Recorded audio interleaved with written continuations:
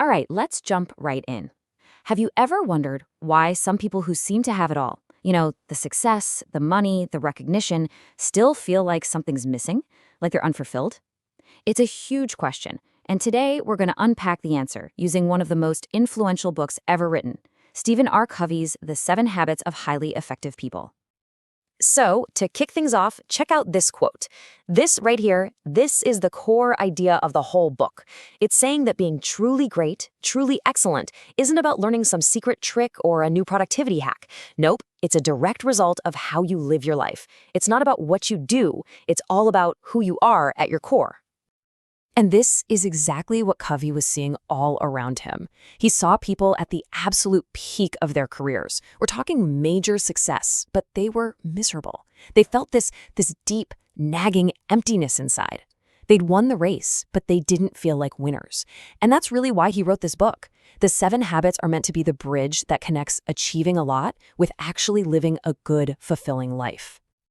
Okay, so let's get into the first big idea, the foundation. It's all about learning to see the world differently. And the starting point isn't some list of tips and tricks. Covey says that's totally backwards. If you want to change your life, your actual results, you first have to change the very lens you're using to look at everything. He has a name for these lenses. He calls them paradigms. Think of a paradigm as your personal map of the world. It's how you make sense of everything. And here's the kicker, and this is so important. If your map is wrong, it doesn't matter how hard you work or how positive your attitude is, right? I mean, if you're trying to find your way around Chicago, but you're using a map of Detroit, you're just going to get more and more lost faster. Your map is flawed. So this brings us to 2 really different kinds of maps that Covey talks about. For a long, long time, success was all about what he calls the character ethic. This was about who you were on the inside, things like integrity, courage, justice. But then, somewhere along the way, things shifted. The focus became the personality ethic, which is all about your public image, your skills, how you appear to others. Covey's big argument is that this personality ethic, well, it's like trying to build a skyscraper on sand. It might look good for a little while, but it's not going to last. Real, lasting success has to come from the inside out. It has to start with your character. All right, this inside-out idea leads us straight into our next section, the private victory. This is where the first 3 habits live.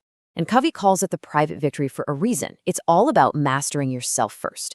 It's about moving from being dependent on others to being truly independent.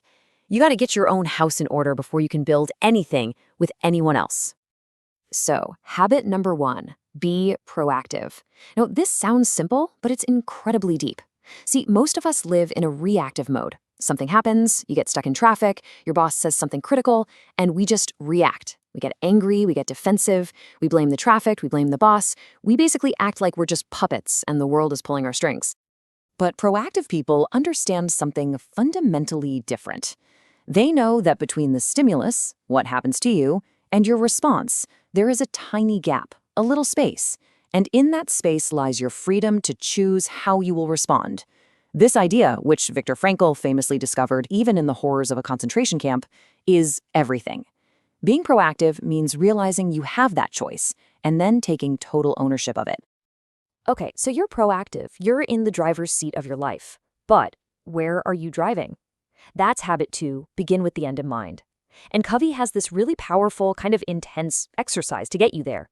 He asks you to imagine your own funeral. Seriously, picture it. What do you want people to say about you when you're gone? About the kind of person you were, what you contributed, how you treated people? The answers to those questions, that's what really matters to you. That's your end. This is what Covey calls personal leadership. It's the first creation. It all happens in your head. It's the blueprint. Think about it this way.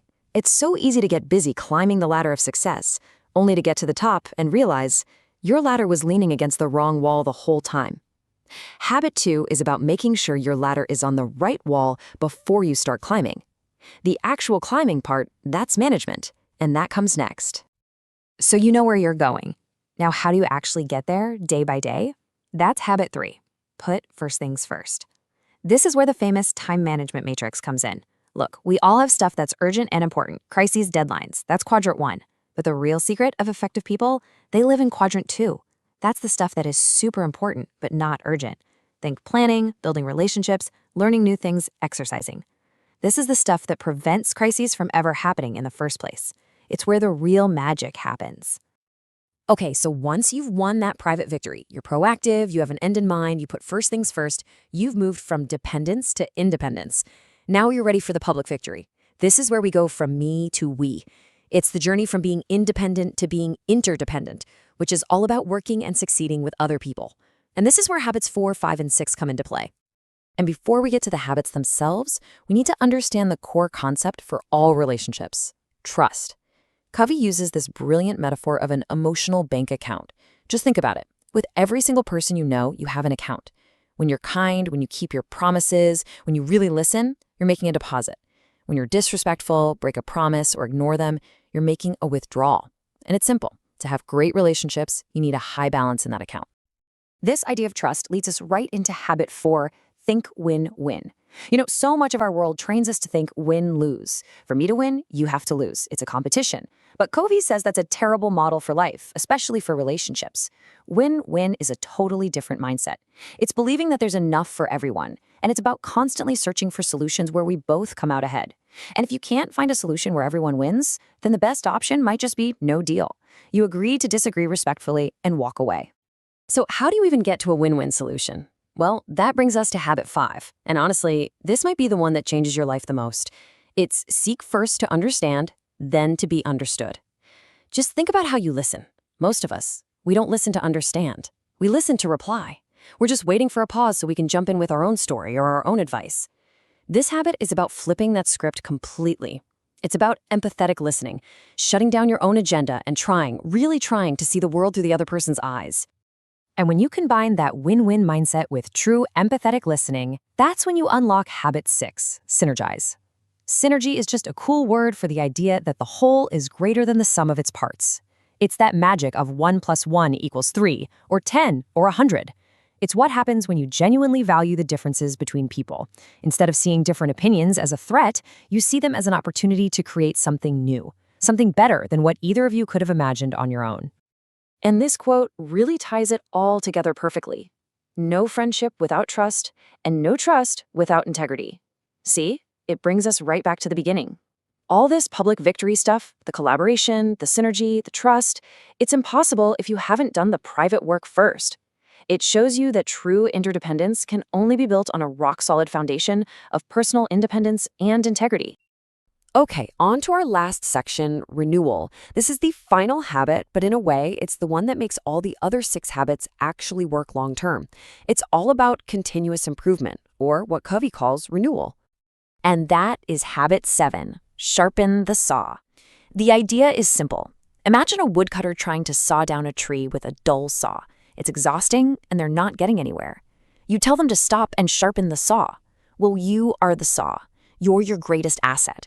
And to stay effective, you have to take time to renew yourself in 4 key areas: your physical health, your mental sharpness, your spiritual side, and your social and emotional well-being. And they're all connected. If you neglect one, you can bet the others will suffer too. And that's really the key to the whole system. The 7 habits aren't a checklist that you just do once and you're done. No way. They're designed to create an upward spiral. Every time you practice them, you learn a little more, you commit a little deeper, and you get a little better. You're constantly growing, spiraling upwards to new levels of understanding and effectiveness. It's a journey, not a destination. So that's our quick tour of the 7 habits. It's an incredibly powerful way to think about living a more effective and fulfilling life. But knowing it is one thing. The real question is, what are you going to do with it? As you think about everything we just covered, which one habit really jumps out at you? Which one could you start working on, even in a small way, today, to kickstart your own upward spiral? Welcome to the Deep Dive. We're here to take some really influential work, the kind that shapes how people think about success, and really boil it down for you. We're doing this for you, the listener, who's really striving for, effectiveness, for purpose, for that sense of mastery in life. You want the success, the influence. You want control. And that drive, that ambition, it's completely understandable. I mean, our sources really back this up. People want financial freedom, strong relationships, work that actually means something. But here's the rub, the challenge that the research flagged decades ago. And honestly, it feels more relevant than ever today. Despite, working harder, getting in earlier, staying later, really embracing that sacrifice more idea, so many high achievers still feel, well, overwhelmed, disorganized, disconnected even. There's this nagging, frustrating gap between what they're aiming for and what they actually manage to achieve. Right. So why does all that dedication often lead to burnout instead of, fulfillment? That's the big question we're tackling today. We're using the framework from Stephen R. Covey's 7 Habits. I mean, Time magazine called him one of the most influential Americans, and this work is a big reason why. Exactly. And our mission today isn't about surface-level tips, those quick fixes. We want to dig into the structural shifts, the internal changes needed. Covey's whole argument is that the real issue isn't usually a lack of effort or even bad time management. It's a fundamental lack of balance, and maybe even more critically, it's about a flawed way of seeing the world, our paradigms. It's like a problem with our internal operating system, basically. Okay, let's unpack that balance thing first then, because, well, it seems to touch everything, doesn't it? We're sort of conditioned, I think, to chase the immediate win, the quick result, the commission, the promotion. We want those golden eggs right now. We absolutely do. And the current economic landscape just makes that chase feel even more intense. The research really highlights this kind of sustainability crisis. You've got rapid tech changes, global competition, constant scientific leaps. It means that often our purchasing power just can't keep pace with the potential production power out there. The implication there is pretty stark, isn't it? If you stop learning, adapting, constantly renewing yourself, you risk becoming obsolete fast. You have to keep developing your mind, sharpening skills just to stay level, let alone actually get ahead. Precisely. And that leads us straight into this essential principle for any kind of long-term effectiveness. The sources call it the PPC balance. So P stands for production. That's the immediate result, the golden eggs you were talking about. And PC stands for production capability. That's the asset itself, the thing that produces the results. The goose in the fable. Right, the goose that lays the golden eggs. And if you prioritize P, the eggs, over PC, taking care of the goose, you get results now, sure, but you end up destroying the very thing that guarantees your future results. We get this with machines, don't we? Run it 24/7, skip the maintenance of the PC, and yeah, it'll break down. No more P. But, and this is the crucial part most people miss, it applies just as much to human assets, our own PC. Your PC includes your physical health, right? Your financial stability, your relationships, family, friends, colleagues, all those social needs. If you consistently say, kill the goose in your marriage by neglecting PC, neglecting the relationship for immediate professional P, that asset degrades. It might take 5 years, but it leads to failure. Truly successful people, the ones with lasting impact, they invest in durability. They're thinking 5-10 years down the line, not just next quarter's number. Okay, but if that idea is so clear, I mean, don't neglect the goose. It seems obvious. Why do so many smart, ambitious people still do it? What's the faulty mechanism inside us that makes us choose the urgent, short-term egg over the long-term health of the goose? That takes us right to the core concept of the paradigm. The root cause of that neglect is often a faulty internal map, a flawed frame of reference. The word itself, paradigm, comes from Greek. It means something like a model or theory. It's literally how we see the world, and it's based on our conditioning, our interpretation, not necessarily on objective reality. Our paradigms are the deep, deep roots of our attitudes and ultimately our behavior. I remember reading about Covey's historical research on this, and it was fascinating. He looked at success literature over time and found this huge philosophical split happening around World War I. Before the war, what was the main focus? Before WWI, the foundation of success was overwhelmingly seen as the character ethic. It stressed these timeless principles, things like integrity, humility, fidelity, courage, justice, patience, diligence. The main method was about building these principles right into your being, often through deliberate habits. Think Benjamin Franklin's autobiography, for example. Character was everything. And then after the war, it all flipped to the personality ethic. Correct. The focus shifted pretty dramatically, actually, towards social image, attitude, techniques, and skills. This is where we start seeing things like PMA, positive mental attitude, become really popular. Right. It wasn't so much about who you fundamentally were deep down, but more about surface-level tactics, using tricks to win people over, learning quick motivational lines, maybe pretending to be interested in someone's hobbies just to build rapport. For manipulation, really. Okay, but hold on. Some of those techniques like active listening or being a good presenter, surely those are valuable skills. Why call the personality ethic flawed? They are valuable tools, absolutely, but only when they're rooted in genuine character. That's the key distinction. The core flaw Covey identified is this. Trying to change just the attitudes and behaviors, the leaves and branches on the tree, is basically useless if the underlying paradigm, the root system, isn't right. It's like hacking away at the leaves 1,000 times when one good stroke at the root would solve the problem. You can use the slickest sales techniques, but if, deep down, you see the customer just as a number, they will sense that insincerity eventually. It might get you short-term wins maybe, but it breeds long-term distrust. The foundation isn't there. So if the real issue is our internal map, our paradigm, not just our effort, Yeah. how do we even prove that? How can two people look at the exact same thing and see totally different realities? Well, that's where that famous Harvard Business School experiment with the composite image comes in. It's such a powerful illustration. It's visual proof that the problem is psychological, fundamentally not logical. Right, let's talk through that. They took two groups, conditioned them differently beforehand. Group A only saw an image of a younger woman. Group B only saw an older woman. Exactly. Then they show both groups the composite image, the one that contains both possibilities simultaneously. And because of their different conditioning, their unique paradigms, Group A genuinely truly sees the young woman. Group B just as genuinely sees the old woman. And what happens? A heated argument breaks out, because to each group, the other side seems completely wrong, maybe even dishonest or illogical. And the power of that is realizing that both perceptions can actually be correct depending on the internal map you started with. You literally cannot act outside the framework of your own conditioning, your own paradigm in that moment. So trying to argue logically is pointless until you address the underlying perception, the initial conditioning. Precisely. So if we're serious about lasting effectiveness, real change, we have to work on those fundamental maps that guide us, which leads us straight into the first major shift we need to make. Okay, so if the old reactive paradigm is basically, I am a product of my circumstances, I'm just shaped by what happens to me.